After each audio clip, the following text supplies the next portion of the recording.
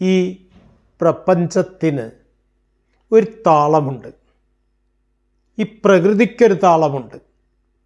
ഇതിൻ്റെ ഭാഗമായിരിക്കുന്ന നമ്മുടെ ഉള്ളിലും ഈ താളാത്മകത നിലനിൽക്കുന്നുണ്ട്. അത് ഹൃദയസ്പന്ദനം നമ്മളൊന്ന് ശ്രദ്ധിച്ചു നോക്കൂ, അതിനും ഒരു താളമുണ്ട്. ഈ താളം തെറ്റിയാൽ മനുഷ്യൻ മൃഗതുല്യനായി മാറും.